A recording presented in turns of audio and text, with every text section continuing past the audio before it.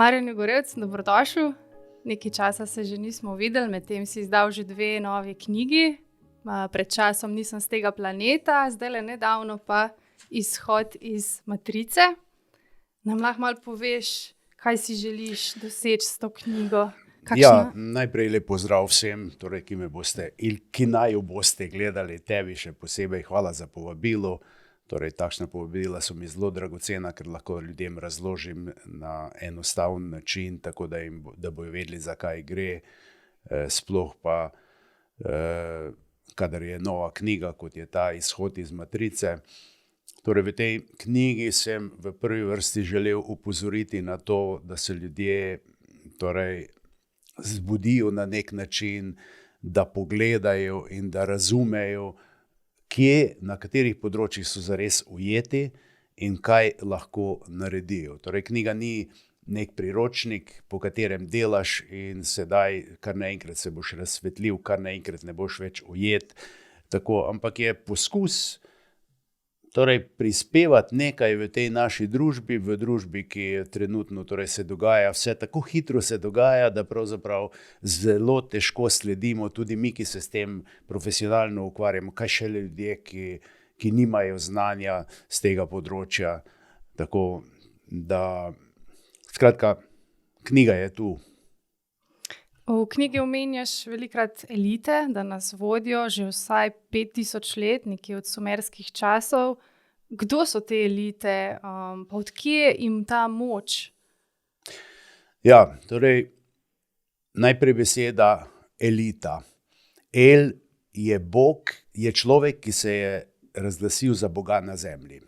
Torej, najverjetneje po vseh starih zgodovinskih zapisih, torej od klinastega akadskega sumerskega pisma Stare zaveze, torej so bili to po vsej verjetnosti prišleki od nekod iz vesolja, eni od teh so Anunnakiji, pa verjetno jih obstaja še veliko več, seveda jaz sem se zadržal na Anunnakijih, ki so prišli na naš planet v nekem trenutku, skozi nazaj, verjetno tisočletja nazaj, ni točno določeno, v katerem času so prišli, ki so posegali v našo evolucijo, med drugim so nas tudi programirali oziroma ustvarili Homo sapiensa iz primitivnega človeka. In takrat so nas tudi programirali, ne? In te programe imamo v sebi. Torej, večina ljudi ima program poslušnosti, torej biti sužen, se podrejati elitam. Elite so programirane za to, da so nekaj več, da so Bogom dani in da imajo pravico, torej, ki se je potem nadaljevala dinastijsko, kot recimo kraljevine, da imajo pravico upravljati z svetom, ne? To je podobno tako zamisel je imel tudi, recimo so imeli nacisti v drugi svetovni vojni, ker so sebe dojemali kot arijska rasa, kot Arijce, kot tisti, ki imajo pravico, naravno pravico, ne, to je groza, naravno pravico, da upravljajo svetom, da so vladarji. Ne. Tako da pri elitah, ne, torej El je tisti, ki se je razglasil za Boga, elite so pa tista prva bojna črta tistih podložnikov, ki upravljajo za njih, potem smo pa mi. Ne. In jaz v tej knjigi ukažem na to, kakšne programe imamo v sebi in podajam tudi način, kako se lahko teh programov znebimo.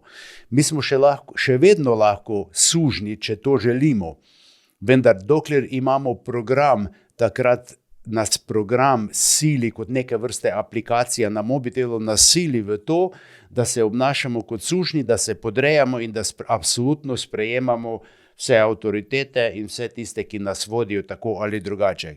Ko pa se osvobodimo tega programa, potem imamo pa svobodno voljo, se lahko odločamo, smo sužnji ali nismo sužnji. Saj nekateri ljudje želijo biti sužnji zaradi tega, ker imajo od tega neko dobrobit, sej na koncu smo sužnji sodobne tehnologije. Ampak če sem sužen mobitela, jaz nisem obvezen na to, pristajam pa na to, ker ga uporabljam. v tem času si težko zamislim način, na kateri jaz delujem, da bi deloval brez mobitela. Preprosto ni. Ja, to sprejemam, ampak sem pa svoboden, da ga lahko vržem proč. Kar pa ne bi bilo fajn, ne? Ko smo potovali po puščavi, tam, kjer ni, recimo en teden nismo imeli signala, potem šele vidiš, začutiš sindrom odtegnitve, ker ni mobitela, ker ni signala, ker ne moreš zjutraj pogledati poročila, ker ne moreš zjutraj pogledati športne rezultate in tako, ne. Skratka, to je malo grozljivo, ampak živimo v tem svetu, jaz to sprejemam. Se pravi, elite so neke kraljeve družine, si omenil, kaj Vatikan, bankiri, neki močni vplivneži. Torej, eno so kraljeve družine, ki se dinastinsko predaša moč, ne, in oni torej vse po celem planetu, vse kraljevske družine, ne, in si jemljajo to pravico, to oni rečejo, da je to plava kri, zaradi tega se tudi poskušajo ne mešati z drugimi ljudmi, ampak se mešajo med sabo in oni upravljajo s tem, dajajo si, torej pravico si jemljajo, da oni vladajo. Saj, če pogledate samo eno, recimo nam najbližjo, torej angleško kraljevsko družino, ne, oni si dajajo pravico, da vladajo, pravico, da so nad vsemi, pravico, da so ropali v preteklosti v tretjih državah in tako naprej. Ne, skratka, to so si dobili zaradi tega, ker si lastijo dinastijsko pravico. In tako so tudi druge takšne vladarske družine, bi lahko rekli po svetu.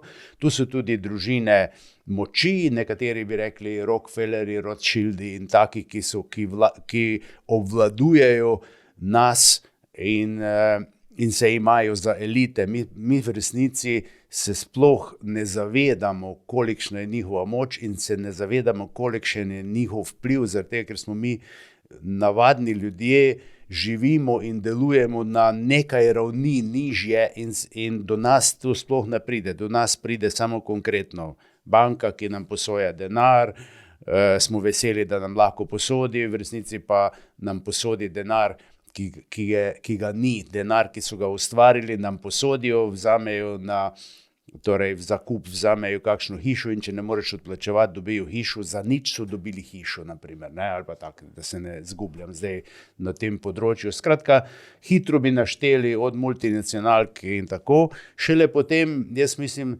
osebno, da šele tretja linija navzdol, to so pa države, vlade in tako naprej, ki so tudi v službi nekoga drugega, vendar tudi skozi tajna društva in tako, ampak mi tega vsega ne poznamo, o tem se ne piše, tu in tam je kakšna knjiga, govorijo nekateri o tem kot bolj glasno kot David Icke, recimo, on se spušča v to, pozna to vse skupaj, pa lahko govori, ne. Jaz sem pač za potrebe knjige, jaz sem pobral po teh virih, meni dosegljivih virih, in sem dal v knjigo, tako da si lahko bralci, ki jih zanima kaj več o tem, iz virov se poglobijo in pogledajo.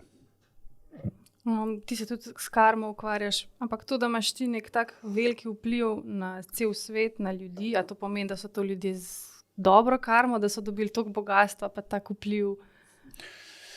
Težko je reči, a je to njihova dobra karma. Lahko je to tudi njihova naloga, da se posvetijo nečemu, da tudi na koncu koncev, da ljudi tako spravi v takšno stanje, da se zbudijo, da nekaj naredijo, ne. In drugo, mi ne vemo, ti, ki nam vladajo, pa ne mislim na našo vlado, ampak na višjih ravneh, ki nam vladajo, je vprašanje, ali kakšen račun bojo oni dobili izstavljen, ne? Ker nekateri od njih, torej to priča smo, da nekateri zelo izredno bogati ljudje potem v nekem trenutku se zbudijo in začnejo en velik del svojega bogatstva namenjati množicam, torej vračajo tistim, ki so jim omogočili, da pridejo na vrh, ne? Ampak soditi o tem, kdo je koliko pozitiven, koliko negativen, to je, mislim, nemogoče, nehvaležno, zaradi tega, ker mi preprosto ne poznamo dovolj dejstev. Bi rekel, da je tudi Elon Musk recimo med elito, glede na to, da... si je prisvojil nebo. Ja, Elon Musk spada med elito v vsakem primeru, ima tudi po sami naravi, ima strahovite danosti zaradi tega, ker je po tej moji definiciji, on je ET, extraterrestrias, oseba, ki prihaja od nekod drugod in ima več moči, več znanja, kajti preprosto mislim, da je čisto tudi tisti, ki nič ne ve o tem, mora razmišljati, ali pa bi lahko razmišljal, da mu je nekaj dano, da mu vse tako uspeva. Ker ti ne moreš, nekdo, ki je manj sposoben ali pa povprečen človek, ne more kar milijarde obračati. Preprosto mu ni dano to, ker je to tudi veliko breme. Namreč človek, ki recimo nekdo v družini, ki se postavi za, rečemo temu, glavnega v družini, je strelovod, prenaša energije za celo družino. V podjetju, tisti, ki vodi podjetje, je strelovod za celo podjetje. Potem, da gremo naprej, kako močan strelovod je, recimo predsednik vlade, ki energija za celo državo gre pred njega, in tu vidimo, da se že nekateri se zlomijo, ne zmorejo več tega, ker je zdelo se jim je, da je enostavno, pa ni enostavno. Kamoli taki kot je Elon Musk ali drugi, te bi rekel, bogataši, ki obračajo stotine milijard, to je veliko breme in eni se nosijo s tem, drugi ne. Mimogrede, ravno pri tej temi, nekatere javne osebnosti, pevci, nekateri, ko dobijo enkrat, ko so preveč mladi, 18-20 let, dobijo preveč pozornosti, preveč denarja, se zlomijo, ne zmorejo več, grejo v drogo, so torej depresivni, skratka, življenje ne obvladujejo več, ker je to prišlo prehitro. Če bi to prišlo recimo pri 50 letih, 60 letih, bi verjetno bili pripravljeni, tako pa enostavno tega ne zmorejo. Mi se ne zavedamo, kolikšno je to breme.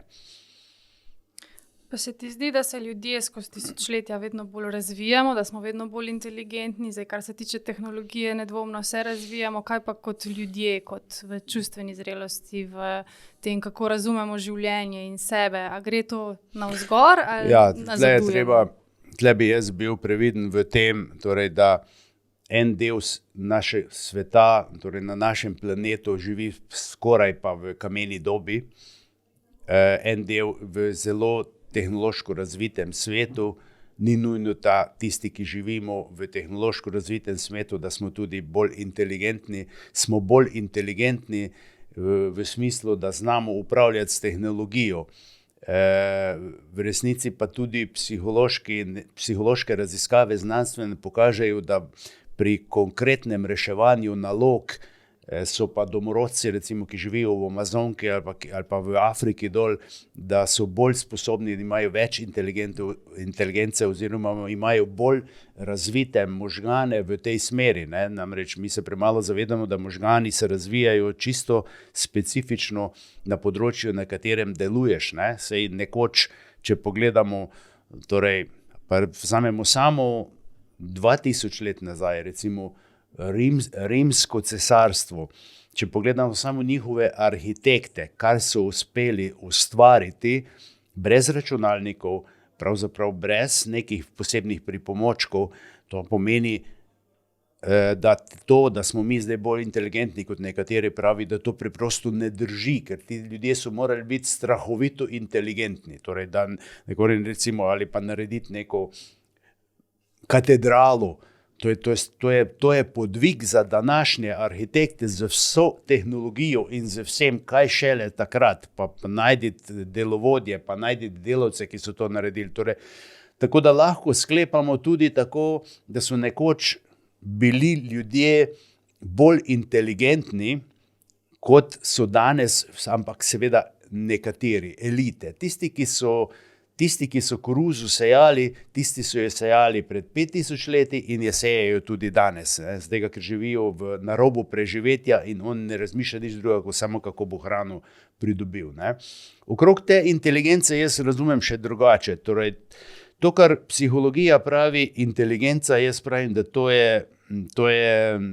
ni prava inteligenca. Prava inteligenca je narava, je inteligentna, absolutno je, zavest je inteligentna, Koliko pa mi te inteligence narave uspemo spustiti na zemljo, je uporabiti, je pa odvisno od nas, koliko smo sicer na kakšni ravni zavesti živimo in koliko smo sposobni biti povezani z naravo, z absolutnim, z božanskim, nekdo reče. Ne? Torej večja, boljša povezava ali pa jaz rečem stopnja povezave, ki je tudi merljiva na koncu koncev, ampak ne bomo zdaj v tem, torej pove, koliko sem jaz inteligenten. Torej včasih je bolj inteligentno biti, prepustiti se toku, kot pa izumljati ne vem kaj, pa je neuporabno. Ne? Tako da ja, okrog tega, seveda, ali smo mi čustveno bolj napredni, morda res se bolj zavedamo čustev, ampak jih tudi na zahodnem svetu jih bolj skrivamo, če gremo v že samo na področju, na našem področju delovanja, bolj ko gremo proti jugu, bolj si upajo ljudje čustva dati ven. In ko jih dajo ven, je to sicer za okolje neprijazno, za njih je pa to zdravo, ker daš čustva ven, ker jih natlačiš. Ne? Bolj ko gremo na zahod, bolj ljudje tlačijo čustva v sebe, tisti pa, ki so, recimo poznam nekaj ljudi, tudi športnikov, ki živijo na Japonskem pa trenirajo, Japonci pa skoraj ne dajo čustva, imajo pokerski obraz, torej ne odražajo nič. Ne? Mi pa si upamo to, ne? In jaz upam, da bo tudi ostalo na tem. Seveda, ena je ta inteligenca, ki jo meri kot IQ, ki torej se testira na tem, kako hitro in kako uspešno rešuješ določene naloge. Čustvena inteligenca je pa tudi, kako se znajdeš v življenju, kako komuniciraš z ljudmi, kako se znajdeš, če si prizadet, kako se znajdeš, če si vzhičen, kako se znajdeš torej v nekih nenavadnih, prej neznanih okoliščinah. Ne? Seveda so tu še, lahko bi naštevali še druge inteligence za športnika, recimo motorična inteligenca, koliko je sposoben upravljati svojim telesom, pa tako. Tega je zelo veliko, ker lahko to razdelimo na majhne segmente.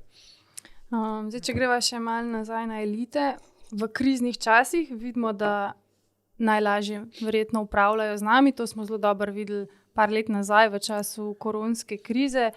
Misliš, da bojo zanamci govorili o teh letih 2020-2021 s nekim takim začudenjem, kot tudi mi gledamo na neke bizarne stvari v zgodovini? Če se spomnimo, takrat nismo smeli iti v drugo občino, mogli smo se cepiti ali pa testirati, če smo hoteli iti v trgovino po kruh. QR kodo smo mogli povsod kazati. Jaz se nekaj drugega bojim, da bo v to smer, v katero nas poskušajo v transhumanisti zapeljati, da bodo nekega dne naši zanamci govorili o tem času, sedaj 2020 in tako. To je bil čas, ko so ljudje bili še svobodni, ko so si še upali iti kam, ko so še imeli denar, papirnat pa so lahko plačali z njim, ko jih niso imeli samo na špagci, na karticah in tako naprej. Torej, o tem bo govoril, ker to, kar je bilo v času covida, to je pač en ustaljen vzorec, s katerim upravljajo z nami. Torej, ve se, da najbolj lahko imaš ljudi pod kontrolo takrat, ko je kriza. Torej, David Icke bi rekel, ustvari krizo, da so ljudje v paniki, da jih je strah in da pričakujejo rešitev, potem jim pa ponudiš rešitev. Rešitev je pa tvoja, torej ne njihova, je tvoja rešitev in potem vedno znova krizo, rešitev. Vedno znova pa potem v nadaljevanju pa ostane, pa nam vzamejo en del svobode. Vedno znova nam en del svobode vzamejo. Ne? Torej ne smemo več to, ne smemo več ono. Sej, če pogledaš zdaj, nekdo je pred kratkim prišel v Švedske, ni mogel z gotovino več nikjer plačati. A to ni suženjstvo? Torej nima svobode, ne more z denarjem več plačati, še beraču ne more dati 5 evrov. Nikomur, ne? Torej, to je že nekaj, ampak to bo prišlo tudi k nam, zato ker se nekateri nagibajo k temu, ker se ne zavedajo širine tega, ker se ne zavedajo, ko enkrat plačuješ samo s kartico, da si sužen, da nimaš več, ne? In da nimaš več možnosti. Na koncu koncev, ja, davčna bo imela pogled v vse, bojo avtomatsko samo davke pobirali in ne bomo imeli več težave z prikazovanjem davkom. Ne.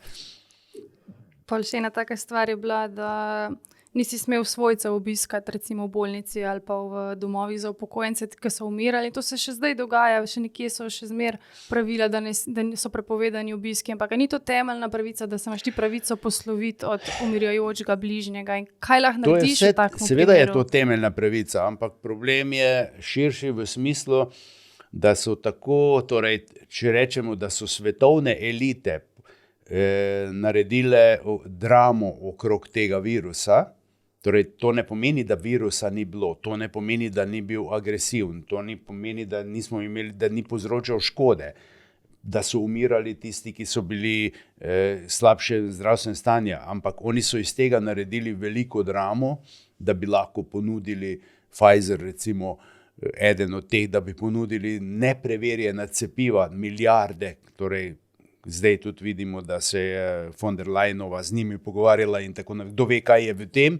Torej, potem so na nek način na svojo stran pridobili vlado. Takratna vlada je bila zelo dovzetna za to, da nas zasužni, da nam vlada z odloki. Potem so imeli medicinsko ekipo strokovnjake, ki so jim ukazali, kaj naj govorijo. Ne? Vsi drugi strokovnjaki, torej tudi znanstveniki, zdravniki, ki so govorili karkoli drugače, torej tudi drugače, da so ponudili, dajmo se pogovarjati tudi o čemer drugo, dajmo se pogovarjati tudi o tem, a je to dokazano ali ni. Torej so jih enostavno, tako kot je znanosti običaj, dajo jih v koš psevdoznanosti. Torej, vi ste psevdoznanosti, vi ne priznavate tega, kar znanost priznava in tako naprej. In potem je še tu ustrahovanje, enostavno ti prepovejo, to so kazni, z kazni ti prepovejo, potem so tu še policija, ki to izpolni, in to je to. In to se lahko ponovi, ne? To se lahko hitro ponovi, zdaj, ker to je, jaz temu rečem, to je bila gasilska vaja za njih. Torej, da se navadijo, da vidijo, kako sistem deluje. Enako mi, recimo pri nas na vasi ali pa kjerkoli v mestu, gasilci občasno priredijo vajo, da vidijo, kako funkcionirajo, ko pride do požara. To je bila vaja države, kako funkcionira, in to je bila vaja tudi na svetovni ravni, kako funkcionira. In tu bi nas lahko skrbelo, zakaj pristajamo kar tako, ne? Ok, če greva še malo nazaj na programiranje, kakor ga ti poimenuješ. V bistvu mi smo programirani že takoj, ko smo spočeti, že takoj od mame dobimo neke programe, ampak ali ni to nekaj naravnega, se brez tega ne gre? Programiranje je naravno, zakaj nas narava, rečemo temu poenostavljeno, narava programira zaradi tega, ker nas pripravlja za življenje, ker moramo imeti programe, danes to lahko zelo enostavno razložimo, primerjamo recimo naš program, kako se odzivati, kako delovati, je podoben kot aplikacija v mobitelu, ki nam pravi, torej, ko narediš to, potem se obnašaj tako pa tako in to so te aplikacije. In zdaj večina programov, ki jih imamo v podzavesti, so koristni za nas. Torej, program, kako hoditi, ko se otrok uči, shodi in ima v sebi program. Program, kako voziti avto, avtomatsko vozimo avto, ne? Ker na začetku, ko gremo v avtošolo, torej delujemo na zavestni ravni, v podzavesti pa še nimamo programa za to. In ko velikokrat ponovimo to v avtošoli, to, kar počnemo, kar se učimo, potem to prevzame podzavest in postane avtomatski pilot in mi danes vozimo avto na avtomatskem pilotu. Seveda, avtomatsko zelo malo razmišljamo, nekaj se moramo vključiti in tako so tudi vsi drugi programi, ampak tako nas potem tudi učijo, jaz bi rekel, da nas udomačijo otroke, ne, mimogrede nova knjiga, ki jo pišem, bo naslov Nikoli me niso uspeli udomačiti. Ne? Ja, nas udomačijo že, torej že malemu otroku govoriš, to smeš, to ne smeš. To je dobro, to ni dobro. To je prav, to ni prav. To je resnica, to ni resnica. Torej začnejo starši doma, začnejo v vrtcu, potem v šoli in Zakaj imajo že v osnovni šoli imajo učiteljice, predvsem učiteljice, govorim učiteljice, ker je največ učiteljic, ja, ampak so tudi učitelji, res da redki, torej, ki poučujejo, imajo težave s temi novodobnimi otroci, ki so bolj pametni kot je naša generacija, imajo več znanja, imajo več pogleda, so že priklopljeni na cloud, torej o tem lahko pole rečem, in oni pravijo, meni so velikokrat na terapijo pripeljali otroka, ki ni pozoren v šoli, pa sem ga vprašal, zakaj pa nisi pozoren v šoli? Ja, zaradi tega, ker je učiteljica butasta, ker ona sploh ne ve, da je to tako, ona mi govori neke neumnosti, ja, valjda, da ne spoštujejo potem, ne, tako. Torej, ta cloud, ki sem ga omenil, torej, to je zelo fajn zdaj danes, ko je nova tehnologija, primerjati, ne? Torej, ko mi živimo, vse naše izkušnje, vsi naši odzivi, vse, kar se nam dogaja, naši odnosi, je shranjeno v kolektivno nezavedno, posebno, rečemo, naš cloud v tej kolektivno nezavednem, in ta cloud ostane tudi za naslednje življenje. In ko umremo, se odrežemo od tega, ko se ponovno rodimo, se konektamo na ta cloud, imamo kodo za to povezavo in že uporabljamo tisto, kar smo se prej naučili.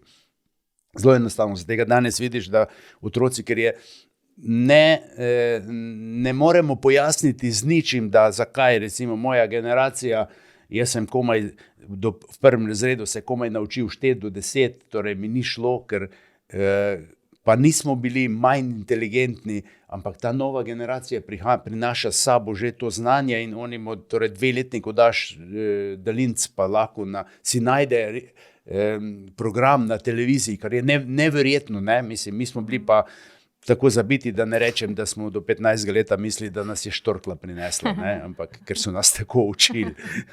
Ja. Se pravi, v bistvu je pol, da ti zavestno vidiš, kateri programi so koristni, pa kateri niso, pa da potem spreminjaš tiste nekoristne. Ja, če zelo, sicer v knjigi je to bolj na dolgo opisano, ampak če zelo poenostavim. Torej, en program, recimo v odnosih. Če imam jaz program v odnosih, da vsakega človeka spoštujem, da ga sprejemam takšnega, kot je, da mu želim pomagati, da se zavedam, da smo mi dva v resnici izhajamo iz enega, če to prakticiram in ko to velikokrat ponovim, se ustvari algoritem oziroma nevronsko omrežje, se ustvari, ki podpira ta algoritem, nekaj mora podpirati in je to moj program in bom jaz ne glede na situacijo, ne glede na to, s kom se srečujem, vedno tak deloval. Če pa se nekdo nauči obsojati recimo neko skupino ljudi, potem, če to večkrat ponavlja, dobi v sebi algoritem oziroma program, da bo vedno obsojal drugačne. Ne? Saj veste, pri nas, recimo, če greste zunaj v Ameriko ali kje, ljudje, ki so drugače oblečeni, nekateri samo neke cunje dajo čez, nekateri moški nosijo krila dolga do tlav in tako naprej. Če pri nas to oblečeš, ne, naši ljudje so nagnjeni k temu. Poglej, kakšen je. Poglej, smo zdaj videli Eurovizijo. Nekateri ljudje po vasi, oni se zgražajo. Kaj bom jaz glasoval za tipa, ki nosi kiklo ali pa karkoli. Ne? Torej, mi imamo ful predsodkov v tem. Mi smo tako naučeni in avtomatsko jih torej, obsojamo. Ne? Še ko smo nekoč so obsojali za dolge lase, ne? Ko sem jaz bil še najstnik, pa tega zelo dolgo nazaj, takrat so bili Beatlesi popularni. In takrat reči nekomu, da je Beatles, je bilo zmerjanje. In so te starejši moški so šli tako daleč, da ko so mlajši prišli v vaško gostilno z dolgimi lasi, so ga zgrabili, vzeli škarje in ga ostrigli. Ti pa že ne boš Beatles v naši vasi. Ne? Ja. Torej, ampak ta primitivizem, mi smo to presegli, imamo pa še vseeno neke druge zadeve. Ne? In če se tega zavedaš, potem, ko veš, kako je to nastalo, potem se ponuja rešitev, kako to tudi odpraviti. Ne? Torej, če veš, kako je nastalo. Nikakor se ne more to rešiti na način, torej če imam v sebi program, da obsojam drugače versko usmerjene, drugače govoreče, drugače tiste, ki se drugače oblačijo, ni dovolj, da si ponavljam mantro, jaz ne bom več obsojal, ker s tem ne boš naredil nič. To je ena taka, bi rekel, pocukrana varianta, ki nima nobenega učinka, ampak najprej se moram zavedati, da to ni v redu, potem se lahko odločim, to je pa poseben postopek, ki ga tudi v knjigi podajam, osvobajam se zavedno tega programa in energija je toliko inteligentna, ko ji damo ukaz, ona to počisti, potem pa moram v nadaljevanju, pa se odločiš od tega trenutka naprej, bom vse ljudi sprejemal takšne, kot so, da ne bom rekel z ljubeznijo, torej ne maram se metati preveč z besedo ljubezen, ker je toliko zlorabljena, da ti slabo pride, ne? Ker vidiš, da po Facebooku, po vseh teh omrežjih dnevno delijo srčke, ljubčke, metuljčke, mucke in tako naprej, v resnici, ne? Zraven pa obsojajo nekoga, ki ni takšen, kot bi si oni zamislili, ne? Torej, te programe in potem moram ugraditi nek drugi, ki ga dovolj dolgo ponavljam. Torej, od tega trenutka vse ljudi sprejemam takšne, kot so, grem pa na cesto, pa vidim enega taga, pa se spomnim, da bi ga najrajši obsojal zdaj, ne bom, ker to ni prav, in ko to dovoljkrat ponovim, sem si inštaliral drugačen program. To je zelo poenostavljena varianta, kako se lahko reprogramiramo, ampak brez tega, da se dotaknemo podzavesti naših programov, ki jih imamo. Programe smo prinesli nekatere iz prejšnjih življenj, nekatere prevzeli torej po tej dinastiji družinski, nekatere smo si sami pridelali, nekatere smo si pridelali prav namensko, ker imamo od tega koristi. Tako da, torej to je precej kompleksna zadeva, v resnici pa zelo enostavna, če pogledamo samo po naravi, kako to deluje. Se pravi, prej sva govorila, da prvo nas programirajo starši, pa recimo tudi neki medgeneracijski programi prednikov, pa vse, kar si zdaj naštel, potem pride pa šola, recimo. Šola kot taka, večina šol, pa zdaj niso mogoče vse tako, ampak rečemo srednja in potem visoke, višje šole, delajo pač po nekih programih, ki so vedno malo zaostajajo za praktično za življenje. Verjetno je to tudi razumljivo, zaradi tega, ker če bi želel program spremeniti, moraš spremeniti miselnost profesorjev, moraš zamenjati učbenike, morajo pač neki strokovnjaki temu pridati, tako da je nerealno sploh pričakovati, da bojo sledili vsemu, ne? In nas pač govorijo, kaj je resnica, tako ali drugače, torej, in večina ljudi to sprejema. Tudi naj nekdo poskuša profesorju na fakultetu reči, da on ve več od njega, da ve nekaj drugega, ker pač ne bo naredil izpita. In kaj potem narediti? Prilagoditi se, pogledati v tla, profesor, imate prav, in potem narediš izpit, pol pa juhuhu, ne? Koga nimaš več, ne? Ker enostavno mi smo v odnosu, recimo profesorjem, mi smo ranljivi. Tako kot smo ranljivi v odnosu do vlade, pa v odnosu do, sodnika, pa policaja, pa staršev na koncu koncev, šefa v službi, mi smo ranljivi, ne? Zato, ker nismo v isti poziciji moči, ne? Zato se moramo prilagajati. S prilagajanjem ni nič narobe, ne? Jaz sem bil 20 let vse skupaj v vojski, najprej 11 let na podmornici kot član posadke, potem pa še 9 let v Slovenski vojski. Tam je veljalo, torej, pameten vojak, ko mu komandant ukaže nekaj, reče, razumem, naredi pa po svoje. Itak ga ne more kontrolirati. Butast vojak se pa upira, pa hoče razlago, pa zakaj to, pa zakaj ono, na koncu ga prisilijo, mora narediti, nezadovoljen je šef in nezadovoljen je on. Ne, torej, razumem in narediš po svoje, sej itak. In kakšen si bil ti? Kakšen sem bil jaz? V vojaški šoli? Mislim, da sem bil pameten, da sem naredil vedno po svoje, da me, torej, kot sem rekel prej v novi knjigi, niso me uspeli zlomiti in prevzgojiti, ker drugače ne bi tukaj sedel, ne? Ampak vsi poskusi, da bi me udomačili, vsi poskusi, da bi si me podredili, koliko god so bili včasih brutalni in neprijetni, so mi bili v pomoč, da sem zrastel.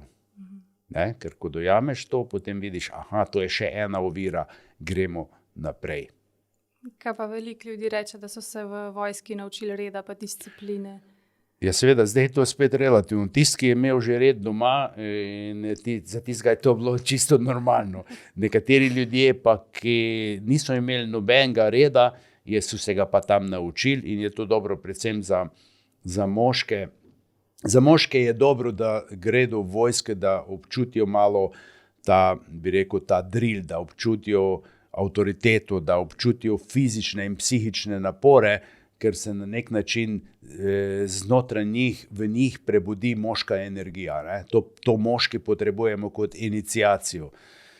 Sicer, ampak to je moje osebno, ne vem, zakaj bi ženske šle sploh v vojsko, razen v neke službe, v pisarne ali pa neke, zdaj je tehnologija prisotna v vojski, da delajo na tehnologiji.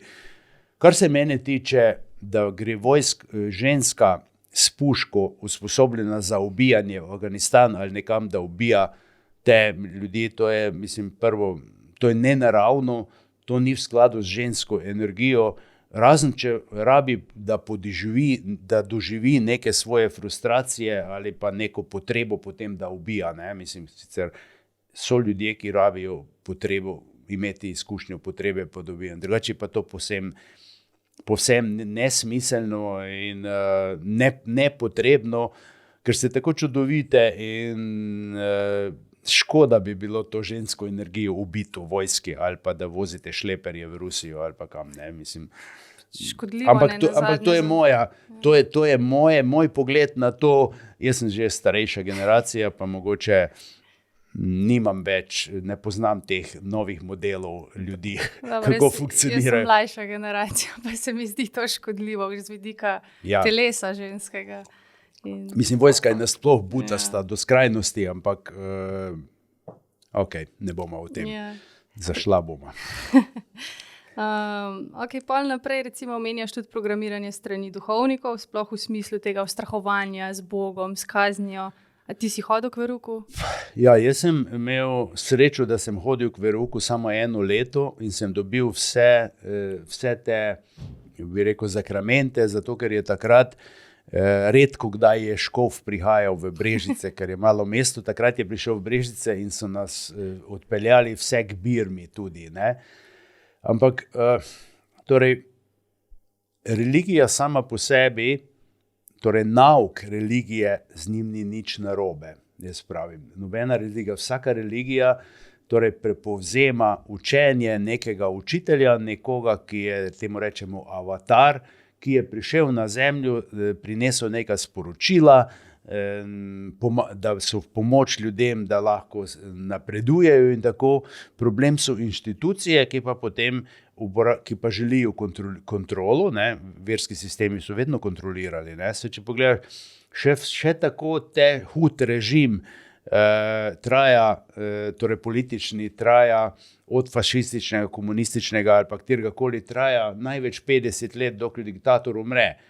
Religijski sistemi trajajo tisočletja, nas popolnoma obvladujejo. Ja, kako te lahko obvladuje? Ja, najprej tako, da so si izmislili greh. Ne? Torej, inštitut greha je izmišljen, tega celo v ranem krščanstvu tega niso učili, ampak to je potem in nobenim svetem pismu ni bil začetnem zapisan greh, ampak to je sveti Pavel je uvedel inštitut greha, ker je to zelo fajn. Torej, prvo, če so moški želeli obvladovati ženske, so povedali, da je ženska grešna. Aha, ženska je grešna, torej ne smemo ji verjeti, ker je grešna, moramo jo obvladovati in ona je v naši službi. In to se vleče skozi do danes. Ne? Še danes, morda v naši državi, pa to v Evropi, ste ženske si pridobile neko, bi rekel, pravico voliti, pa neke druge pravice, ki izhajajo iz tega, torej iz službe, plačilo in tako naprej. večinoma so ženske še vedno v podrejenem položaju, povsod po svetu, ne? Torej, kjerkoli, tudi v Ameriki, ki se tako tolčejo v prse, ne? Koliko so napredni, ženska nima isto plačo kot moški, ne? Na istem delovnem mestu. In tega je še veliko tako, ne? Tako da religija nas je tudi to naučila, potem pa podobno kot danes delajo elite, transhumanizem, torej ustvari krizo, podaj rešitev. Kaj religija naredi? Torej poveti, da si grešen, kje si grešil in potem ti da rešitev. Rešitev pa je pri svečenikih, da ti dajo odpustke, ali pa kot so v srednjem veku so se zelo dobro domislili, mi te odpustke lahko, zakaj bi to Bog odpuščal, če jih mi lahko prodamo? Protestantizem je med drugim tudi iz tega prišel ven, ne? Torej, nas programirajo in nas obvladujejo, ne? Če pogledam že samo v moje otroštvo, ne? Oče ni bil veren, oče je rekel tako, jaz Boga ne kovnem in ga tudi ne molim. Mama je bila pa verna, ne? Ampak nas je potem otroke plašla nas je stopensko. Torej, najprej te bom jaz kaznovala, če ne boš priden, potem te bo oče, ko pride domov, če pa oče ne bo zalegel, te bo pa še Bog, ker on pa od zgoraj gleda, opazuje in ocenjuje in bo ocenil, a boš dobil nagrado ali boš dobil kazen, ne? To je seveda, ampak otroci mi smo se bali Boga, ne? Mi smo se bali, ne? In kot takšen si programiran in če pozneje to ne bi ozavestil, bi vedno se bal Boga, ne? Jaz sem imel primer na terapijah, ko je prišla gospa in smo ugotovili, kje je vzrok za težave in sem ji predlagal, da ji pomagam, da gremo razrešiti to in je rekla, da si ne upa, da ne gre v to, da si ne upa zaradi tega, ker kaj bo pa Bog rekel, če je Bog določil bolezen in jo bo zdaj ona odpravila, potem bo Bog jezen. Ampak to resno, ne? Torej ni šla naprej v terapijo, ne? Toliko je to prisotno med ljudmi, pri nekaterih seveda. Ja, v bistvu ogromno neke nemoči, ne? Da se sploh ljudje ne zavedajo, koliko so močni. Ja, nemoč izhaja iz tega, da imamo omejitve, ne? Cel kup omejitev in zaradi tega pač, ker se ne zavedamo omejitev, jih tudi ne odpravljamo, ne? Ker je to najhuje, če ne vem, kaj ne vem. Potem pač imam omejitev, živim z njimi, tisti svobodni, lahko bi rekli, da v družbi so tisti, ki so najbolj svobodni, to so v glavnem umetniki in taki, ki se uspejo izražati, ki se oblačijo po svoje, ki so neobvladljivi, ne? Te so že bolj svobodni, ampak te niso fajn za družbo, ker družba nima kaj z njimi početi.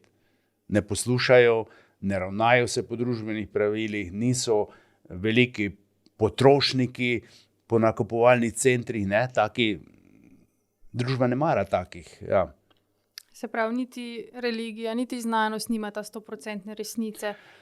Ne, mislim, da na zemlji nihče ne more imeti 100% resnico, ker preprosto tudi, ampak se zgodovinsko gledano lahko pogledamo, če vzamemo samo v času našega štetja, recimo v srednjem veku, si je religija jemala absolutni primat na resnico. In torej so šli tako daleč, da tisti, ki so bili proti religijski resnici, da so jih ubili, sežgali, karkoli. Danes ima znanost absolutni primat na resnico in znanost pravzaprav določa, kaj je prav, kaj ni prav, in tako inštitucije delujejo, šolski sistemi, vlade in vse, medicina, vse, tako kot znanost pove, kaj je resnica. Čeprav jaz pravim, da znanost ima velik del religijskega pristopa v svoji znanosti. Nekaj, kar vidi, pa ne zna razložiti, verjame, da je to tako, kot je, in to je religijski sistem, religijsko, ne, tako tudi, oziroma verski sistem, bolj natančno. Torej, v veri tudi verjameš, da je nekaj tako, ne moreš pa dokazati. In oni tudi marsikdaj tako. Seveda, znanost moramo pogledati tudi, znanost ni samo tista znanost, ki ki nas na nek način želi omejiti, nam podati resnico. Znanost je razvila strahovito veliko stvari, od medicine do tehnologije, da bolj kvalitetno živimo, da nam je lažje v življenju. Vse je to znanost, ampak en del znanosti pa je tisti, ki ni najboljši. Ne? Ampak tega itak mi ne bomo spremenili. Zdaj pa mislim, da kot sem napisal v knjigi, zdaj pa prihaja novi igralec na sceno, je že prišel, zdaj bo pa umetna inteligenca, ki bo še malo pa povedala, kaj je prava resnica. Ona bo povedala. Kakšna je tvoja vizija glede umetne inteligence, kam bo to šlo, kakšne izzivi nas čakajo? Vizijo itak ne moreš, ampak mislim, da ona se tako strahovito razvija, da nam bo, z ene strani nam bo strahovito veliko pomoč, z druge strani pa bojo ti elite, ki nam vladajo, bojo imeli neskončno možnost, da nas obvladujejo preko nje, ker ne boš mogel že itak nam vcepijo vse notri, ne? Ker je to neverjetno že samo to, da sem vprašal ChatGPT, neko področje sem jo vprašal, pa sem mislil, da je ona ločena od Google pa od tega. Naslednji dan mi na mobitel, na mail, na Gmail pridejo ponudbe, tisto, kar sem jaz z njo spraševal. To pomeni, da sistem popolno vladujejo, ne? Torej, da so povsod noter, ne? In da zdaj se domišljajo z teh reklam, pa tega se vidiš, če hočeš pogledati šport ali pa karkoli ti vsiljuje, dokler ne obkljukaš, ne priznaš ali pa karkoli, nekatere pa nimajo možnosti, da jo ven vržeš in ne moreš niti pogledati, ne? Torej to je postala grozljivka. Jaz sem v tej knjigi govoril o tem, kako nas z reklamam programirajo, ne? Če vzameš zdaj recimo, če vzameš, to si bom sposodil, če vzamem ta list in na tem listu je članek, ki ga berem, z strani ob robu so pa reklame, ki jih ne berem. Moja podzavest pa bere celo stran. In te reklame vstopijo v podzavest in jih imam podzavesti, in če jih velikokrat poslušam, potem grem in pogledam torej, ta proizvod ali pa vtipkam noter ali pa karkoli. Torej, strahovito, se ne rabijo veliko ljudi prepričati. Enega od 1000, ne? Sej. Tako da, mislim, ta umetna inteligenca bo še svoje povedala. Je pa res, da je tudi recimo pri pisanju knjige, ne, teksta ne morem mi napisati.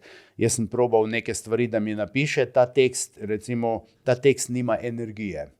Je lepa slovenščina, pravopisno, vse, vendar v knjigi, recimo ta knjiga ima energijo 8 od 10 možnih ali pa 10 od 10, in vsak članek, jaz vsak poglavje, ki ga pišem, ga peglam tako dolgo, da ima energijo 10 od 10, ne? In potem grem lahko naprej. Članek od umetne inteligence nima energije. Je pa zelo uporabna, ko rabim neko področje raziskati, pa ne vem, kje bi iskal vire, pa jo vprašam, daj mi prosim naštej 10 virov, kje lahko to pogledam, fantastično.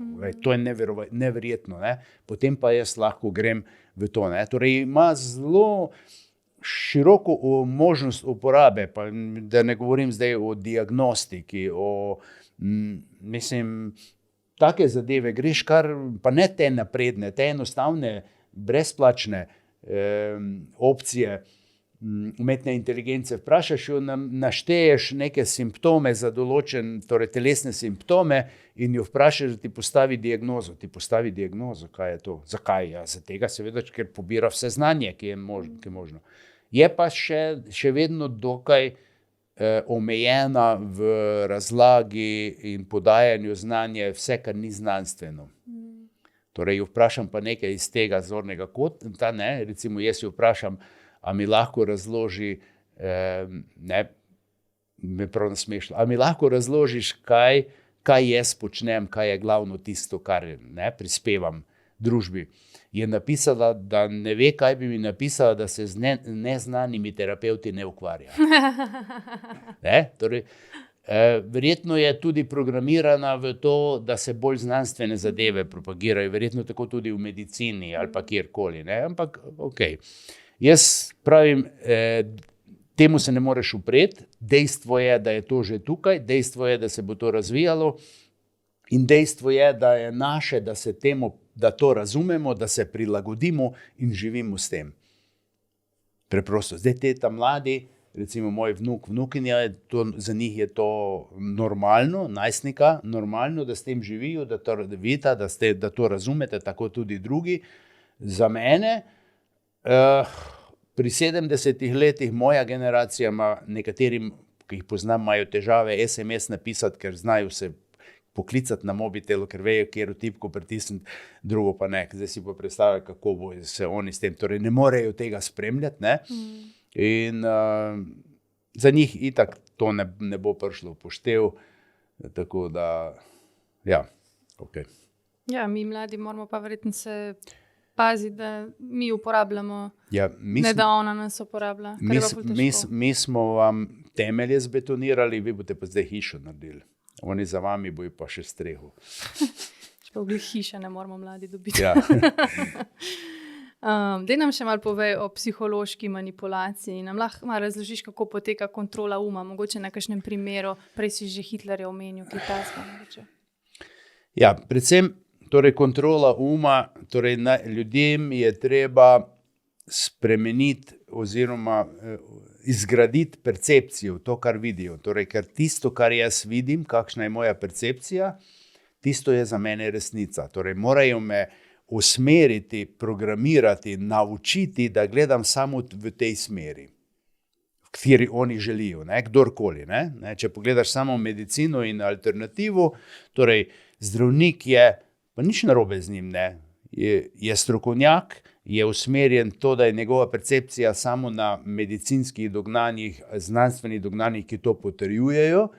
Njegova percepcija za veliko njih sploh ne obstaja možnost, da obstaja nekaj nekaj alternativnega, komplementarnega izven tega in to je njegova percepcija. In kako ti nekaj percipiraš, kako nekaj vidiš, takšen je tvoj odnos do tega, kakšen je tvoj odnos do tega, tako se obnašaš in kako se obnašaš, si ustvarjaš življenje. Ne? Zelo enostavno. Ne? In torej bistvo je v tem, da nas učijo tako. Ne? Najmočnejša manipulacija seveda je nastala v času nacizma, to je bil Hitlerjev en od glavnih njegovih Goebbels za informatiko, za odnose z javnostjo in to. Torej, on je uspel neverjetno skozi javne govore, skozi radijske oddaje, je ustvaril euforijo v Nemčiji, so bili histerični v tem, da grejo, torej, da bojo zares naredili, večina ljudi, da bojo zares naredili vse, da Nemčija zmaga, da bodo vladali svetu. Ne. Par dni nazaj sem poslušal na History, v trenutku, ko je Hitler začel vladati, polovico zdravnikov je pristopilo k njegovi stranki, recimo. So bili ful navdušeni, ne, nad tem, in potem seveda so delali na svoj način, kako so delali, ne, ampak ta Goebbels jim je govoril vse od tega, da so pač izbrana rasa, arijska rasa, da so vladarji, potem so, da bi to okrepili, ker to, ko so ljudje vsak dan poslušali, ko so poslušali, da so Židje tisti, ki motijo njihov razvoj, ki so moteči pač, potem so dobesedno na mesta, arheološka mesta, kjer so arheologi izkopavali, so potaknili arheološke najdbe, ki so jih potem javno, torej kao slučajno so jih izkopali ven, to zabeležili s kamerami, novinarji so bili in potem so to utemeljevali, kako, skratka, zgodovinsko vse skupaj. To je ena taka manipulacija. Ne? Isto manipulacija, da so ljudje začeli verjeti, je recimo par let nazaj, ko je bil COVID. Ne? Torej, ko so začeli, vsak dan so nam ponavljali, torej, če se ne cepite, boste vi krivi za smrt vaših najbližjih. Wow, huda zadeva. In ljudje so začeli verjeti in poznam take, ki so rekli, zdaj se grem pa cepiti, zdaj pa res, jaz pa ne bom kriva za nekoga, da bo umrl zaradi mene. Na takšen način nam to podajajo in ko začnemo verjeti, potem več verjamemo, živimo v tem svetu in če večina verjame v nekaj, potem posamezniki težko pridejo do izraza, ker pravijo, kaj si pa ti misliš, a ti ne vidiš, kje živiš, v katerem svetu, a ti ne vidiš, da je to na televiziji bilo. Razen redki, ki to dojamejo, potem je pa tisto, ko v tisti zgodbi cesarjeva nova oblačila. Ne? Torej vsi so videli, da je cesar gol, nobeden se pa ni upal povedati, ker so mislili, da se motijo. Dokler ni eden rekel, torej, da je cesar gol. In on je bil izjema. In tudi danes, marsikje bi bilo treba povedati, da je cesar gol. Pred kratkim sem napisal za Facebook en članek o politični korektnosti. Ne? Mi smo politično korektni, ker se pričakuje, da sem politično korekten do sodelavcev, da jih ne zatožim, da jih ne opozarjam, da narobe delajo karkoli. Politično smo korektni do politikov, ki delajo neumnosti, pa so bili obsojeni, pa so zavozili firme, pa so ne vem kaj naredili. Še vedno jih volimo, ker smo politično korektni. Politični korektni smo zdaj do Izraela. Ne? Politično korektni, ne obsojamo. Ne? Celo naših politikov slišiš na televiziji, kakšne dosežke, kakšne zasluge ima Izrael v svetu, v preteklosti in danes na področju tehnologije, znanosti in sploh. Seveda imajo tu, ja. Z druge strani pa politična korektnost ne dovoli povedati, da so že ne vem koliko, 30 let, koliko so okupatorji Palestine. Politična korektnost. Tudi sodelujemo, inštitucije, univerze in vse to. Sem vprašal enega znanstvenika, navdušenje hodi v Izrael, dol sodeluje. Pa sem rekel, a se ti zavedaš, kaj oni apartheid vzganjajo? Ja, kaj to mene briga? Jaz hodim za svoje zadeve. Ja, seveda, ker nas ni briga. Ne? In potem je to pač tako, da... Ja, tle v knjigi si citiral eno hrvaško raziskovalko Natalijo Princi, ki v knjigi 8. greh je napisala tako zanimivo razlago, da najbolj grozne stvari v zgodovini niso naredili posamezniki zaradi svojih mračnih nagonov, ampak zaradi slepe poslušnosti različnih avtoritet. Ja, zelo, torej ta knjiga se me je ful dotaknila. Torej ona je znanstveno raziskovala ravno to, da posamezni vladarji ali pa močniki, ki ukažejo, pobijanje ljudi, zasedanje ozemlja, genocid ali karkoli, oni so nemočni brez tistih, ki so poslušni. Ne? Torej, ljudje so poslušni in jih poslušajo. Ne?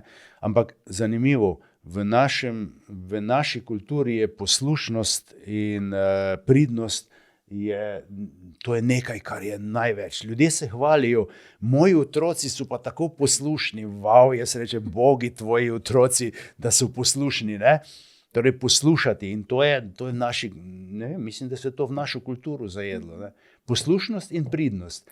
S tem ni nič narobe, če je nekdo priden, torej si prizadeva, je vztrajen, veliko raziskuje, veliko dela na tem, ampak problem je, se nas pojavi nekje, da tisti, ki so poslušni in pridni, pa niso najbolj pametni, doštudirajo, pridejo v akademski svet, nam vladajo, so v parlamentu, so na čelu raznih inštitucij in tako, zato ker so doštudirali, zdaj ker se enači sposobnost z študijom velikokrat. Ampak nekdo se cele dneve uči, se podredi študiju in tudi, če ni najbolj pameten, pride na vrh. Samo potem ima pa težave. Ima on težave, posledično imamo pa mi. Ne? Ja. Prav, ključ do izstopa z matrice je tudi razvijanje sposobnosti kritičnega mišljenja. Vsekakor, ne? Da razmišljaš, da vidiš, da si natočiš čistega vina, kot bi mi rekli tu v Sloveniji, da vidiš, kaj je prav, kaj je narobe in da znaš prepoznati to, kar se dogaja v naši družbi, da se na najvišjem političnem vrhu, da se pljuje po drugi strani in da niso več pomembni argumenti tega, kar je nekdo naredil, ampak samo tisto, kar je bilo narobe, in da velik del našega političnega vrha še vedno živi v preteklosti, na koncu druge svetovne vojne, kar je popolnoma nesmiselno, ker jaz mislim, da tebe pa vaše generacije, še mlajše, nič ne zanima, kaj je bilo na koncu druge svetovne vojne in kaj je bilo v drugi svetovni vojni. Vas zanima zdaj, da vam uredijo, da lahko študirate, da imate stanovanja, da si lahko privoščite počitnice ali pa karkoli. Tisto, kaj je pa kdo bil na kateri strani, to je nepomembno, to je zgodovina, to bi morali zbrisati, narediti spomenik, pa vsako leto tam položiti venca, drugo pa gotovo, nimaš več kaj hoditi okrog tega, ne? Tako. Ja, na drugi strani pa tudi ne moreš, recimo, poslušati nekoga, ki recimo trdi, da je razsvetljen, če govorimo o nekih duhovnih sferah, ne, da od nobenega ne moreš ti vzeti 100% resnice. Ja, to, ko nekateri, ki se ukvarjajo z duhovnostjo, pravijo, da so razsvetljeni, ne, to je pa ena posebna, bi rekel, posebno poglavje, ki meji na neumnost, prvo, kot prvo, tisti, ki je razsvetljen, ne govori o tem, da je razsvetljen, ne rabi govoriti, da je razsvetljen. Bila je ena resnična zgodba v Zagrebu, so bili 3 Indijci, so predavali v tem centru duhovnosti en teden, 2 sta predavala, eden je pa zadaj kuhal za njih posebno hrano, ne, vege, in čez par dni, rekli so pa, da je eden od njih je razsvetljen, ne, in so vsi gledali, kateri je razsvetljen. Bolj pomembno, kjer je razsvetljen, kot pa kaj bo povedal. In se eden opogumi in vpraša, kateri od 2 je razsvetljen. Pa pravi eden, ne, mi 2 nismo, razsvetljen je tisti, ki kuha v kuhinji, on ne rabi več govoriti. Ja, mislim, nasplošno pojem duhovnosti ljudje pogosto enačijo s tem, katere duhovne knjige bere, na katero meditacijo hodi, kakšno delavnico hodi, pa tako, ampak jaz pravim, duhovnost, to je za mene pojem, to je odnos, tudi ne kaj delaš, ampak odnos do tistega, kaj delaš. In duhovni je lahko čisto vsak, od najnižjega delavca pa do, ne vem, predsednika države ali pa predsednice, samo če ima pravilen odnos. In ta pravilen odnos določa stopnjo tvoje duhovnosti. Koliko si etičen, koliko si boljši človek na koncu koncev, ne? In to ljudje to pogosto zamenjujejo. Jaz sem imel priložnost se tako srečal, seveda, 30 let sem delal terapije, včasih tudi po 8 ljudi na dan, torej sem se srečeval z ogromnim številom ljudi, ne? In pokliče gospa, samo nekaj malega rabim. Ja, kako to, veste, jaz sem zelo duhovna. Ja, zakaj? Družim se s tem duhovnežem, pa z onim duhovnežem, pa berem njegove knjige, pa to, ne. Seveda, jaz sem bil včasih zelo nesramen, nisem si dovolil, pa sem rekel, glejte, gospa, jaz se družim z vrhunskim glasbenikom, pa sem še vedno butast za glasbo. Seveda, nastane tišina. Jasno. Torej, to, s kom se družiš in to, kaj bereš, pa to še ne pomeni, da si bolj duhoven, ne? Ampak tvoje na delih se pokažeš v tem. In ja, torej, ta pojem duhovnosti je res zlorabljen, tako kot sem prej rekel, pojem ljubezni, ker beseda ljubezen je tako zlorabljena, mislim, da najbolj od vseh besed, ne? Ker po havajskih šamanih je ljubezen pomeni dovoliti, da je vse tako, da se vse dogaja s tokom. Dovolim ti, da si takšen, kot je, to pomeni, da te imam rad. Ne, če pa rečem, ti si lahko z mano, samo če boš takšna, kot sem si jaz zamislil, potem je pa to zloraba, potem je pa to, želim te imeti za sužnjo, želim imeti avtorsko pravico na tebe, recimo naslednjih 50 let, pol bo tako vseeno, ne, to ni ljubezen, ne. Ljubezen je prosti tok vsega, ne. In to pa, če pogledaš v teh torej različnih družbenih omrežjih, redko kdo od tistih, ki srčke pošilja, bi jih lahko pošiljal, ne. ker je wow, ne. Ali pa, ne vem, včeraj nam je ostalo pol pice v pizzeriji, slika pa da gor, pa srčka zraven nalima, ja, ful dobro.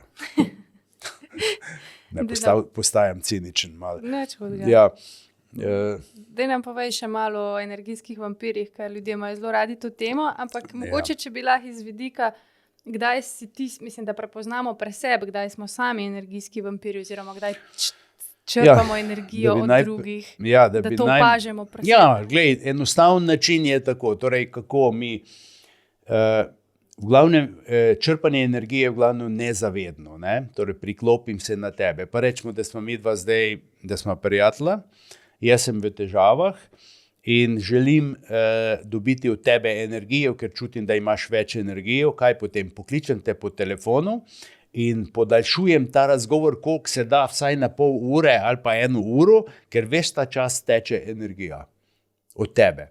In potem ti povem današnje probleme, jutri ti povem iste probleme, pojutrišnjem iste probleme in potem postajam zoprn, postajam neprijazno, ne, veš, to je redko kdo se upa povedati nekomu prekinu bom, ne, ker mi je to odveč, ali pa ne mi tega govoriti, ker si mi govoril pred enim tednom, sem ti dal na svet, pa ga nisi upošteval. Torej, o tem se ne pogovarjamo več, o tej temi. To je avtomatsko, znači priklopim se in te izčrpavam energijsko. In potem po tistem ti se počutiš boljše, jaz se počutim pa scuzano. Seveda. Ne? So tudi namensko, torej, to se lahko namensko počne, ampak o tem ne bi zdaj, ne? Torej, iz različnih razlogov. Lahko pa nekateri ljudje ustrahujejo druge, ki jim dajo potem energijo.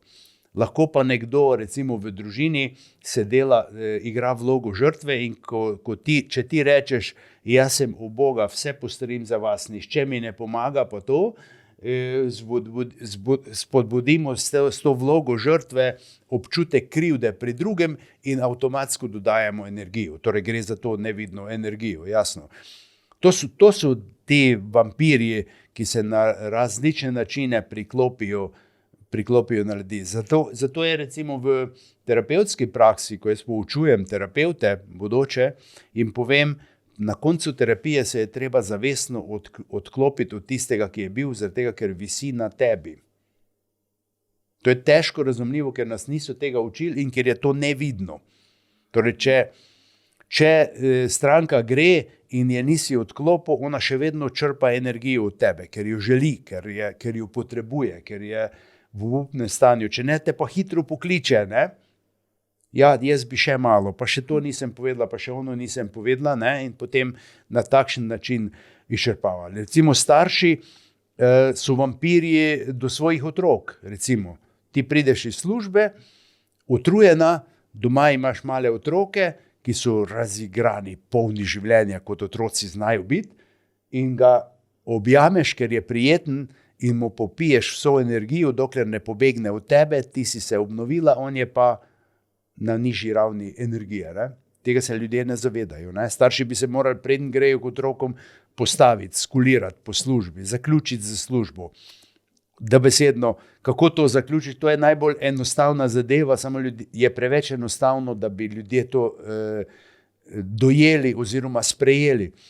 Energija ima to lastnost, da ji mi lahko ukazujemo. In če rečem povezava, recimo, ko bom odšel tu, bom rekel, prekinjam energijski stik z vami, ker je to normalno, in potem grem po svoje. In energija to posluša. In ko bi šla iz službe, bi rekla, prekinjam energijo povezave s službo in sem zdaj doma.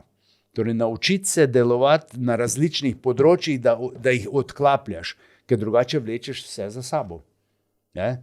To je to, v knjigi je to sicer bolj natančno opisano, tako da lahko čist vsak razume, in večina ljudi se najde v tem, da ali jih nekdo izčrpava energijsko, da je vampir, ali so pa oni tisti vampirji, ki izčrpavajo druge.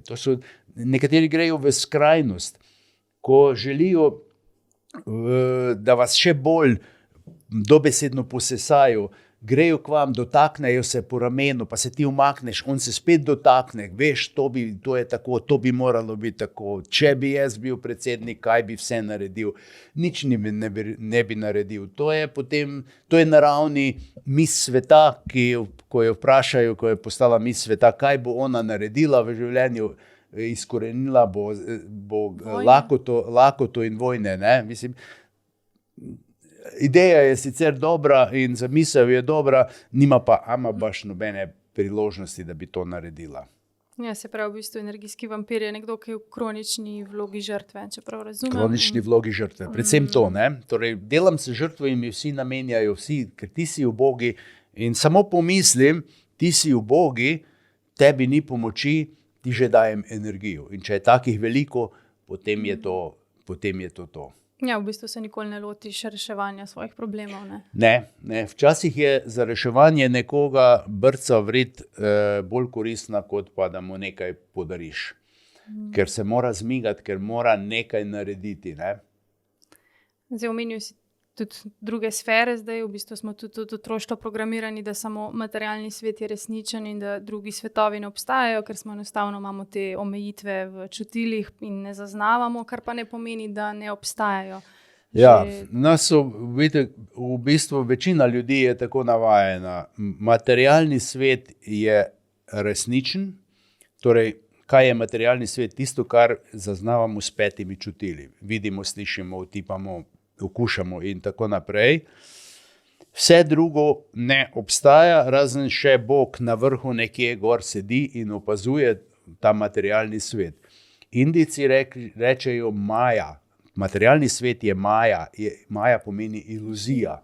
Ampak to ne pomeni, da ta svet je iluzija, da ne obstaja. Iluzija je, da obstaja samo ta svet. Je pa še ogromno svetov, ne? Svetovi, ki so nevidni, v katerih bivajo različne entitete, bitja, na koncu tisti, ki verjame v angelska bitja, angeli bivajo tam gor. Tam v tem nevidnem svetu bivajo ljudje, ki so zapustili telo, pa se pripravljajo za novo inkarnacijo. Ali pa za tiste, ki ne verjamejo v novo inkarnacijo, bivajo v tistem svetu, ker čakajo, ne vem, sodni dan ali pa karkoli. Tudi to je prav, če nekdo to verjame, ne? Zdaj pa problem je v tem, da smo se mi naučili uporabljati samo naša čutila za zaznavo sveta. 6. čut, torej, ki zaznavo v nevidnem svetu, zaznavo energij, branje informacij, v glavnem, ne da mi nimamo potencijala za to, veliko ljudi ga ima, ampak ni naučeno to uporabljati, torej niso naučeni uporabljati ta čutila, neka druga in njihov fokus ni na temu, ne? Ker kako to poteka? Torej, če je moj fokus na materialnem svetu in edino njega priznam, potem zelo dobro obvladujem materialni svet, ga percipiram, zaznavam vse, kaj se dogaja, ne? Ne zaznavam pa ono drugo. To je tako, torej, podobno kot, rečemo, metaforično, televizijski program. Rečemo, da je RTV Slovenija 1, to je materialni svet, rečemo, ne? In če je moj fokus na materialnem svetu, torej sem na daljincu pritisnil, potem zaznavam kaj, samo televizijo, prvi program.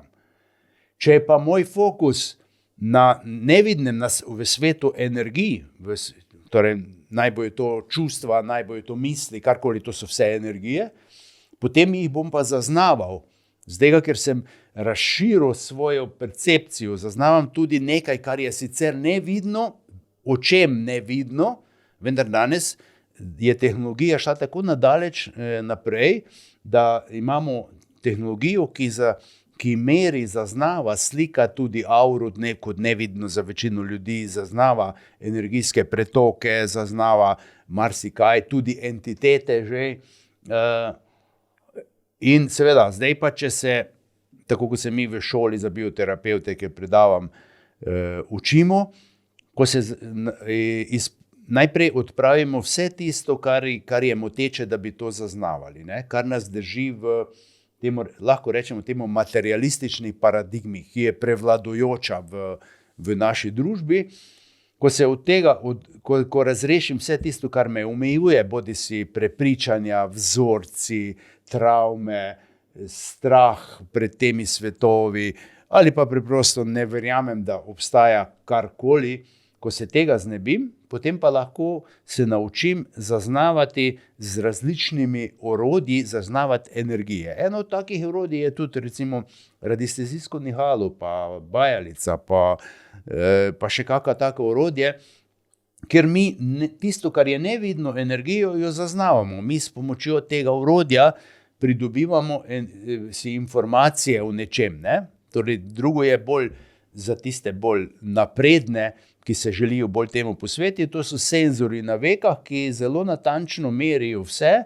To so senzori, ki jih je nekoč človeštvo uporabljalo, zakaj smo imeli razvite, ker je narava nič ne razvije za uporabo, kar ni v funkciji preživetja vrste in nasplošno preživetja. In ker tega nismo rabili več, so atrofirali, in ko jih mi s posebnimi postopki, kar opisujem tudi v prejšnjih knjigah, sploh v sodobna bioterapija, prav postopek in tisti, ki znajo, tisti, ki so pripravljeni, to tudi naredijo, aktiviramo in ta senzor potem deluje po principu 0,1 binarnem sistemu in vse, karkoli torej želimo meriti, uporabimo to sredstvo. Ne? Recimo, kadar mi rečemo, mogoče to zanimivo za gledalce, če govorim resnico, steče skozi mene več energije, to čutimo.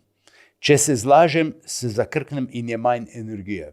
In zdaj, če jaz rečem, na tej mizi je šalica, torej kozarec z vodo, sem izrekel resnico, in ko sem izrekel resnico, steče skozi mene več energije in senzori ali pa kakršnokoli orodje mi pokaže, da je to res. Če se zlažem, pa rečem, tle na mizi je krožnik, sem se zlagal, se energija zapre in mi pokaže, torej to je 0,1 in podobno računalnik deluje. In potem, ko se izuriš v tem, potem je to enostavno zelo enostavno in uporablja orodje. Torej, ampak vsekakor orodje, ki je namenjeno tudi temu, da raziskujemo v drugih dimenzijah, da lahko ugotovimo, v kateri dimenziji je nekaj se nahaja, da lahko ugotovimo, a je to bitje, ki prihaja do mene, do nas, a je to vampirsko bitje, ali je to bitje, ki mi želi nekaj ponuditi, neko kot pomoč na svet ali pa karkoli. Recimo pri pisanju knjige so bili tako, recimo arkoni, v katerih se piše knjiga Stare zaveze in nekaterih drugih starih zapisih, klinasto, akatsko in sumersko pismo. Te arkoni zares obstajajo v astralu, torej svetu izven našega vidnega, da tako poenostavim rečemo, na naslednjem štuku nad nami. In ta bitja zares obstaja, oni so ustvarili simulacijo tega sveta, da deluje tako, kot pač deluje, z vojnami in vsem tem, ker se hranijo s to energijo. Ko sem jaz z njimi torej raziskoval, ko sem vstopal v njihov svet, so me dobesedno okupirali. Bilo jih je povsod okrog mene. Tako daleč so šli, to je verjetno za marsikoga bo to neverjetno in znanstvena fantastika. Vstopajo v računalnik in blokirajo računalnik.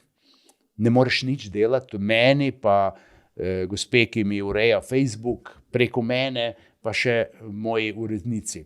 Vstopajo v... Ko sem pisala ta vprašanja, mi je izginil dokumenta, to je tudi to. Ja, lahko. In potem, dokler ga nisem, torej ker sem jaz izurjen v temu, da ga obvladam, da jih obvladam, dokler jih nisem odpravil, potem je pa delal računalnik. Mislim, to ne moreš skoraj verjeti, in tudi torej, s kom se povezuješ, tam potem tega si deležen. In zdaj ampak izhajam iz tega, da nobeno bitje na katerikoli dimenziji, nobeno bitje tudi na Zemlji ni samo po sebi zlobno ali dobro, to se nam zdi. Vsako bitje želi preživeti, vsako bitje želi si pridobiti hrano, in na takšen način dobiva na tak ali na drugačen način. Kdo mu pa da hrano, je pa odvisno zdaj od nas. Torej, zelo poenostavljam. Nekatere te entitete iz astralne ravni torej potrebujejo za prehran, potrebujejo energijo nizkih vibracij. Kdaj ima človek energijo nizkih vibracij? Takrat, ko je jezen, užaljen, ljubosumen, ko obsoja. In potem se zalepijo na tega človeka in ga izsesavajo, pa ga spodbujajo, daj se še jezi, daj še obsojaj, da imam jaz kaj za večerjo. Malo humorno, ampak tako je, dobesedno. In zaradi tega tudi od same terapevtski načini odprave teh entitet, se mnogi ljudje zaznavajo različne entitete, elementale, ki se prisesajo na auro, tudi recimo, naprimer, tisti, ki vsak dan travo kadijo, pogosto dobijo take elementale in to na sebe, ampak nimajo prave rešitve, kako to razrešiti. Zakaj je nimajo? Zaradi tega, ker so napačen korak naredili v štartu, ker so predvidevajo, da so te entitete zlobne, da želijo nas samo prizadeti in potem razvijajo metode, kako bi na silo odpravil to. Dovolj pa je človeku povedati, entiteta je na tebi prilimana zaradi tega, ker obsojaš sodelavce, naprimer. In ko to odpravi, ko neha obsojati, entiteta gre sama, ker pravi, ja, pri tem pa ne bom več, ker ima previsoke vibracije za mene, jaz tega ne prebavljam. Ne? Ampak danes je recimo že kar malo moderno, ne vem, kanalizirati angele in takšne stvari. Kako pa ti veš, da dejansko recimo imaš stik z nekimi ali entitetami, ali da astralno potuješ, pa da ne gre za blodnjo ali pa fantazijo ali pa domišljijo? Ne veš, zaradi tega, ker razne entitete na različnih ravneh ponujajo svoje usluge, ponujajo svoje informacije, ki so tudi delno točne. To je po sistemu, torej časopisni horoskop vsakodnevni. Ne? Ljudje rečejo, torej vsakemu človeku zadane recimo 5%. In ljudje se obesijo na tisto, kar mu je zadela in pravi, super, ta je ta prava, lej, meni točno mi je zadela to. Seveda, ampak mu 95% pa ni zadela. Ne? In to je tudi tukaj. Te kanalizatorji, da tako rečem, preprosto nekateri, mi ne moremo vedeti, torej laik ne more vedeti, ali prav kanalizira. Nekateri živijo od tega, ker kanalizirajo za ljudi in ljudje to pač plačujejo. Ne? Zdaj, če je ta pravi, potem so dobro naložili ta svoj denar, če ni ta pravi, če jih vara, ne vara v smislu, da ni dobil informacij, ampak da nista pravega štuka dobil informacij, potem je to, moj oče pokojni je rekel, davek na bedake, jaz bi pa rekel šolnina. Ne? In nekam eni morajo pač nekje ta davek plačati in ga plačajo tam. Ne? Torej, v resnici je tako, bolj ko je človek čist, bolj ko je povezan z absolutnim praznino, čisto zavestjo, božanskim, različne nazive uporabljamo, tle vse je to za mene enako, bolj dobiva boljše informacije. Ne? Torej, dobivaš pa informacijo tudi tako, recimo jaz sem poznal žensko, ki je dobivala informacije in na tem je torej kar precej dobro je živela od tega. Ona je pogledala, ko si ti prišla recimo k njej po informacije, ona je pogledala v časopis, kdo je včeraj umrl in se s tistim povezala in tisti je podajal neke informacije, ki so bile seveda v enem delu točno, v drugem delu pa jasno je tako. Ne? Tako da tle bi previdni. Jaz bi rekel, zakaj vprašati slugo, če se lahko s samim šefom pogovarjaš. Ja. Zdaj, večno vprašanje človeka je tudi, kaj se dogaja po smrti, pa se mi zdi, da dokler smo tukaj, ne bomo nikoli zares točno vedeli. Kako si pa ti predstavljaš posmrtno življenje? Najprej tle moje izhodišče je, torej, da se človek večkrat rodi. Najprej izhodišče je, da je človek zavest, ki je del neskončne zavesti in se kot individualna zavest, kot duša uteleša in uporablja telo in za doživljanje izkušenj. In mi gremo v življenje, da se neke stvari učimo, da evolucijsko napredujemo in potem rabimo teh več življenj. In gremo iz življenja v življenje in torej moje ne verjetje, ampak moje spoznanje, ki imam taka spoznanja, ko zapustiš telo, greš v svet, ki ustreza tistemu, kar ti si. Torej, če nekdo je bil rečemo pod narekovaji slab človek, ki je prizadel druge, ki je obsojal, ki je sebe dejal v nič, ki je ne vem kaj še vse, pride temu primerni svet v astralnem svetu, ker so energije in osebe in entitete temu primernih vibracij. Ne? Temu bi lahko rekli v krščanstvu, da so to vice, ker se na nek način ljudje čistijo. In potem pride spet nazaj, kot sem prej rekel, se poveže spet s tistim cloudom, ki ga je pustil v prejšnjem življenju in ima tam že izhodišče, torej je točno zapisano, a je končal 2. letni gimnazije ali 3. letni gimnazije. Torej ne more iti v 4., če ni on ga prej končal. Ne? Torej zelo poenostavljam. Seveda to je to je moj pogled na to in tudi večina vzhodnjaških filozofij in religij sprejema ta koncept ponovnega rojstva. V krščanstvu tega sedaj ne sprejemajo, ker so to v 3. stoletju spremenili. Ne? Do takrat je vsaj po tistih virih, do katerih sem jaz prišel, do takrat so tudi verjeli in tudi te apostoli, nekateri, predvsem Tomaž, nakazovali, da ko se ponovno vrnemo in tako naprej. Ne? Ja. Zdaj, če nekomu ne potegne, ne more sprejeti dejstvo, da imam več življenj, potem je pač za njega to v glavnem vse te teorije, filozofije in tako padejo v vodo. Torej ne držijo vode v resnici, ampak če je pa za nekoga koncept enkratnega življenja, potem pa gremo v neko čakalnico, ker bomo čakali torej torej zadnjo sodbo, je tudi to v redu. Ker ti tisto, kaj sprejmeš, če je to del tebe, če zaupaš temu in si prepričan, da je to tako, potem je tudi to v redu. Sej potem, če misliš, da je samo eno življenje in da boš potem delaš čim več boljših del razmišljanj, imaš boljše odnose, da boš potem gor, ko boš v čakalnici, da boš prej prišel na vrsto. Ne?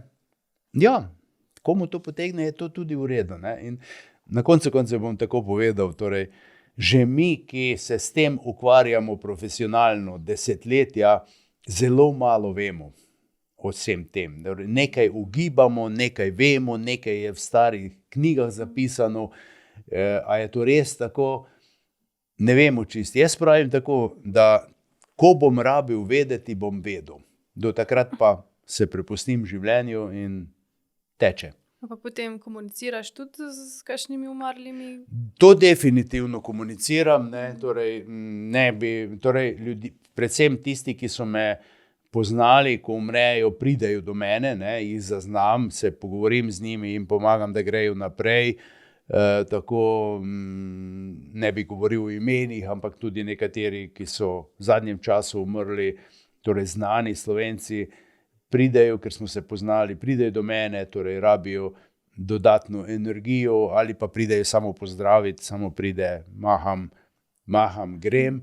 Nekateri pa potrebujo, ki so umrli pa v travmah, ki so umrli v tem, da niso razčistili z domačimi, s prijatelji ali pa komorkoli, njim pa naredim tudi terapijo. Terapijo narediti nekomu, ki ni več v našem svetu, je na enak način kot vsakemu človeku tukaj, s tem, da tam ni več prisotna osebnost in tam se ne upira, tam samo sprejema, samo klik in se osvobodi obsojanja, užaljenosti, ljubosumja, sprejme ljudi, kakorkoli. Nekateri pa včasih pridejo, da imajo sporočilo za nekoga, ki je ostal za njimi, pa jim tudi to podam. Ne? Ampak to je tako delo, ki je pač povezano s tem, čim se enkrat ukvarjaš s tem, čim vstopaš v te svetove, torej si na sceni, ne?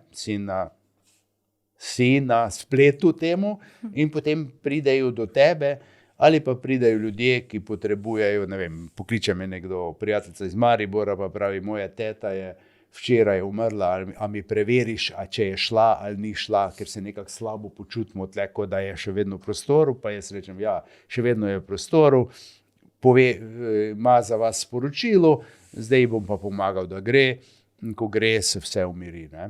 To je na koncu koncev spremljanje umrlih, to je tudi naloga župnikov nekoč bila, ne, ali pa tudi danes, samo ker jim ljudje ne zaupajo več.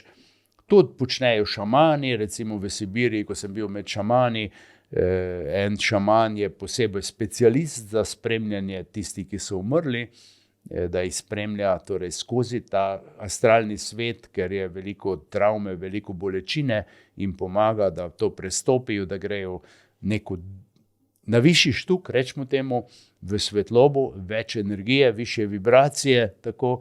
Egipčanska knjiga mrtvih govori o tem, torej, skratka, po celem našem planetu obstajajo večina civilizacij, govorim o tem spremljanju mrtvih, pomoč mrtvim in tako naprej, da ne zaidejo, da se bojo lažje vračali nazaj v življenje. V knjigi postavljaš eno zanimivo vprašanje, in sicer, ali lahko nezemljani zdaj, ko smo razvili umetno inteligenco, prek svoje umetne inteligence vplivajo na našo umetno inteligenco? To je kar tak. O tem torej David Icke se s tem ukvarja.